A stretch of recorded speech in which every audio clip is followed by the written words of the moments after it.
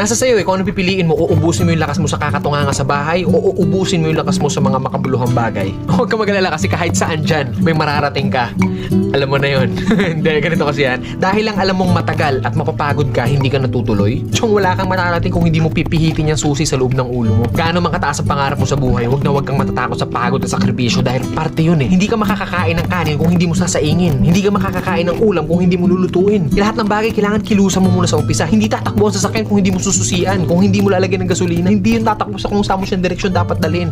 Kailangan kumilos ka. Kailangan ng lakas mo para marating mo kung ano yung gusto mong marating sa buhay. Kasi kung hihiga ka lang dyan, wala mangyayari talaga sa'yo. Hindi po pwede na inaasal natin lahat sa Diyos na parang nasa Diyos, lagi kong idadasal sa Diyos. Hindi po pwede yun. Sabi nga nila, di ba, nasa Diyos ang awa, nasa tao ang gawa. So depende yan sa'yo kung ano yung gusto mong kilos. Sabi nga, work smart, not hard. Hard work nga yung ginagawa mo, pero sablay naman yung mga diskarte mo. Wala rin mangyayari, di ba? Smart move yung ginagawa mo, pero swabe lahat. Kailangan mo lang talaga gamitan ng tamang isip at tamang puso sa lahat ng bagay. Ang pangarap, parang kang nagtatanim ng puno. Kung malaki pangarap mo, malaking puno yung kailangan mong itanim. Hindi naman pwede maghukay ka ng mababaw lang. Hindi naman pwedeng konting tubig lang yung ididalig mo dyan. Kung gusto mo ng malaking puno, malaking trabaho ang kapalit nun. At nasa sayo yun. Then pag nagbunga na yun, hindi po pwede na hayaan mo na lang bumunga yan dyan. Hindi. Kailangan pa rin ng maintenance. Ganun din sa atin. Kung ano yung marating natin, nandoon na tayo sa taas, hindi po pwede na halalantutay ka na lang doon sa taas. Pag hindi mo diniligan yung puno, magbunga man siya isang beses lang and then sa susunod hindi na ulit. Ganun yung pwede mangyari pag pinabayaan natin kung ano man yung narating natin sa buhay. Mawawala lahat sa'yo. Sayang yung oras. Oras kasi ilang oras lang ang binigay sa atin dito sa mundo. Depende sa atin kung saan natin yun nilalaan. Huwag ka matakot sa pagod kasi yung pagod, isang tulog lang yan. Bukas, malakas ka na ulit. Matakot ka sa oras na sinayang mo. Kasi pag lumipas yan,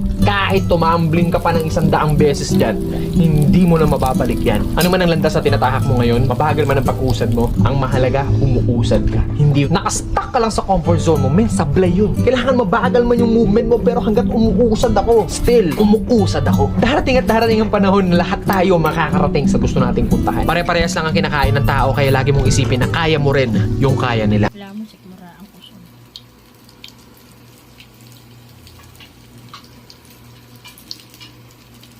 Sikmura ang kitabi.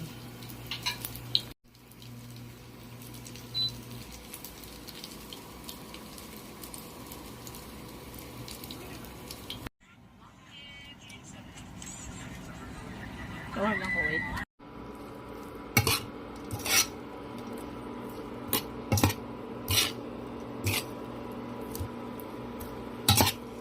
Nagawa tayo ng lumpiang toge. Okay, yung lumpiang toge, guys. Pag nagluto tayo, half cook lang. Kasi mamaya, maluluto naman yung pag pinrito natin yung lumpia. Proper food toge. Lumpiang toge.